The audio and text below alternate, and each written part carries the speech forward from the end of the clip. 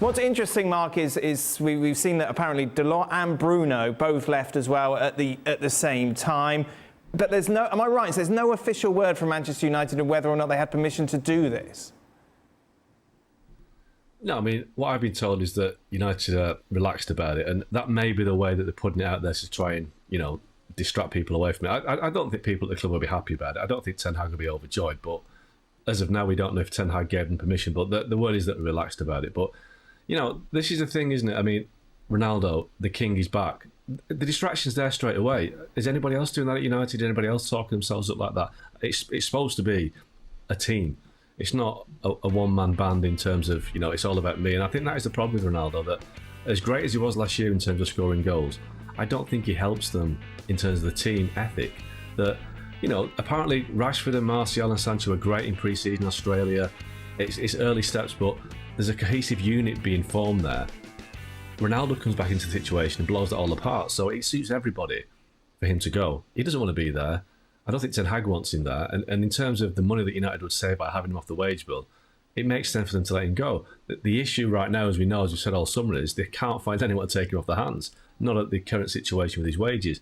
Now, if Ronaldo is prepared to take a massive drop, or United are prepared to do something, radical with his contract, whether it's, cancel his contract or pay up half his fee or pay his loan fee, then there'll be a queue of clubs waiting to take him. But right now, it's too expensive for everybody involved. So, listen, there's 5 weeks to go in the transfer window. The last week of the window, all the parts will fall into place because that's when people get desperate, people panic. That's what happened last year with Ronaldo when United panicked and were desperate, signed him. There'll be somebody out there that does the same thing, but the finances has to be right for Ronaldo, for United, and for wherever he goes for it to happen. But I'm pretty sure it will at some point this window. Ronaldo fans will get angry that we're still going on about this, Jan, but I think it is interesting and worth discussing the fact that players leaving a match before it's finished.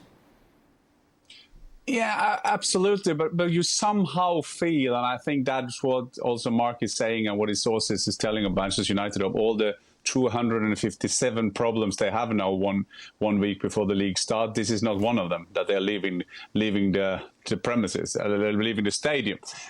So when I saw that, I thought that is a bad signal for Cristiano Ronaldo. Don't do that. Also, tomorrow the king will be on so to say in the palace. I don't like that at all. But you just expected that, didn't you? Because the whole summer there's been a one-sided thing of clubs saying they don't want Cristiano Ronaldo.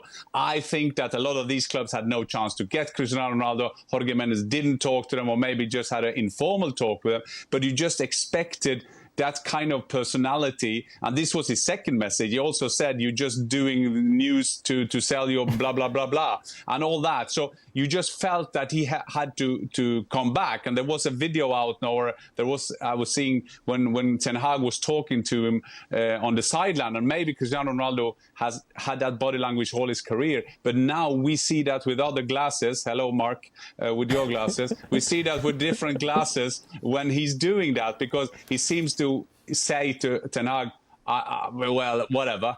I'm not saying he did that, but that is the problem we're going into now. I think he will leave Manchester United, but still, in 1 week, we start, it's a Brighton game, and this will be a disturbance. And all this that functioned so good in the pre-season, Martial, Sancho, and Rashford, was it 10 goals they had?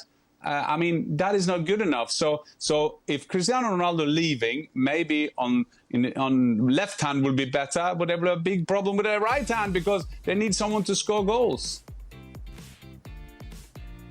You have them fifth in your predictions, Jan.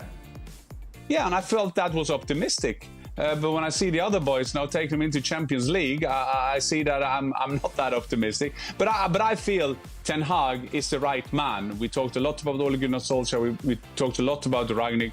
But now they got a clear leader. You know what he wants.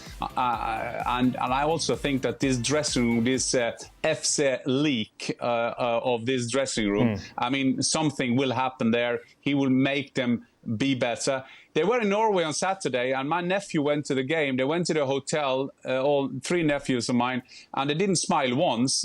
So hopefully that is not the new Manchester United. They waved twice, and they waved twice, and they wrote 2 autographs. So I hope not that is a new Manchester United. They should learn from their class of '92. There was always always friendly. But now Ten Hag is a good coach, very good coach, and I think they have made the right decision. The problem now with all this kind of thing, with Cristiano Ronaldo coming back, Robson, Sir Alex, Jill, I mean, you just expect everybody to come in now to try to sort it out.